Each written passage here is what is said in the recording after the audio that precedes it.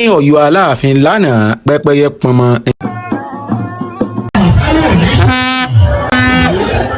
lánàá òde yìí tí ṣe ọjọ́ kẹfà oṣù kejìlá ọdún tá a wà nú ẹ̀ yìí ni ayẹyẹ wíwé láwàní fún bàbá wa amòfin Bare Bilal Hussein Akínọlá ọmọ Akéwùgbẹ́rú gẹ́gẹ́ bí ìmáàmù àgbà fún gbogbo ilẹ̀ Ọ̀yọ́ láàfin bàbá wa ọba Abímbọ́lá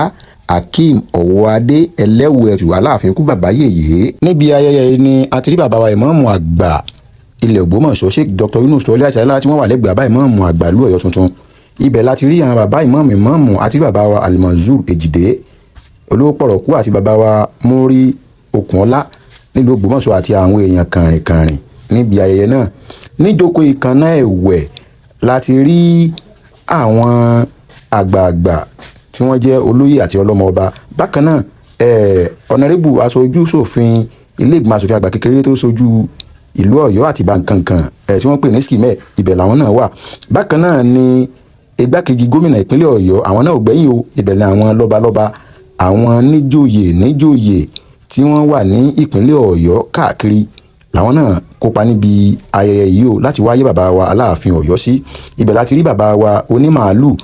Oríyọmí Hamzat tí wọ́n jẹ́ aláṣẹ àti olùdarí fún iléeṣẹ́ ìgbóhùnsáfẹ́fẹ́ tí gbogbo èèyàn mọ̀ sí Àgídìgbo ní ìpínlẹ̀ Ọ̀yọ́ Oríyọmí Hamzat.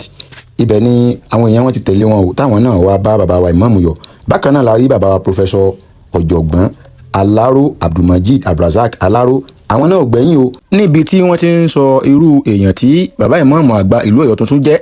tí wọ́n sì ń gbà wọ́n nímọ̀ràn pé kán wo ìmáàmù Ògbómọ̀ṣọ́ wípé ká wo ibi tí òótọ́ àti òdodo tí wọ́n sọ nípa ọ̀rọ̀ Ọlọ́run bí tó gbé wọn dé o tí wọ́n sì tún tẹ̀síwájú ní ìmọ̀ràn fún bàbá ìmáàmù Ọ̀yọ́ pé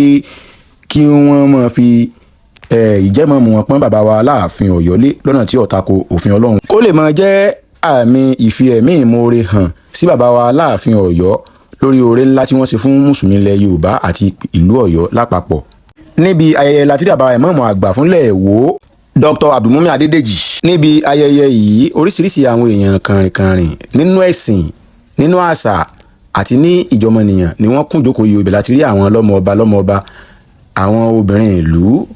àwọn níjòyè àwọn náà gbẹ́yìn o lóníkálukú ń jẹ lóníkálukú mu. níbi ayẹyẹ yìí ẹnu ọgbẹ́ o wẹ̀jẹwẹ̀mú ń lọ ni o ibẹ̀ lóríṣi àwọn àgbààgbà fáwọn náà ti jókòó àtàwọn èèyàn kàrìnkàrìn ibẹ̀ láti rí Alhaja Kafila àti Alhaji Saheed Shittu tí wọ́n wà pẹ̀lú bàbá ìmáàmù Malam Yusuf Adépọ̀jù Akadip. níbi ayẹyẹ yìí kan náà láti rí àwọn oríṣiríṣi amòfin tí wọ́n wáyé bàbá wa ìmáàmù àgbà ìlú Ọ̀yọ́ sí gẹ́gẹ́ bí amòfin o láti rí bàbá wa barrister US Imam bàbá wa barrister Yaradua àti barrister Bayero tí wọ́n kọ́wọ́ ní pẹ̀lú bàbá wa Malam Yusuf Akadip Adépọ̀jù láti wáyé bàbá wa ìmáàmù sí àti àwọn èèyàn ńláńlá bàbá wa Àlìkẹ́tù wí àti gbogbo àwọn àgbà fáfáfá tí wọ́n wà ní ìjókòó yìí tá a lè dárúkọ o. ìlú Ọ̀yọ́ lápapọ̀ bàbá wa ìmáàmù Ògbómọ̀ṣọ́ bàbá wa ìmáàmù ìlú Ọ̀yọ́ tuntun barrister Hussein Akínọlá ọmọ Akéwùgbẹ́rú wọ́n ń fi àsìkò yìí dúpẹ́ wọ́n ní ká máa fi àsìkò yìí bá wọn dúpẹ́ lọ́wọ́ gbogbo ẹ̀yin tí ẹ wá sí ibi ayẹyẹ yìí pé pẹ̀lú ògo lọ́wọ́ Ọlọ́run dáadáa ò ní tán lílé ẹnìkọ̀ọ̀kan o. ìròyìn yìí wá láti iléeṣẹ́ ojúlówó ọmọ Yorùbá fún èyíkéyìí ètò àbí ìpolongo ìdìbò fún èyíkéyìí ẹgbẹ́ òṣèlú àbí èyíkéyìí ayẹyẹ tí ẹ bá fẹ́ pè wá ẹ kàn sí orí ẹ̀rọ ìbánisọ̀rọ̀ wa tí ẹ mọ̀ wá sí a ó tún máa pàdé ó dàbọ̀ ìpàdé wa bí oyin o.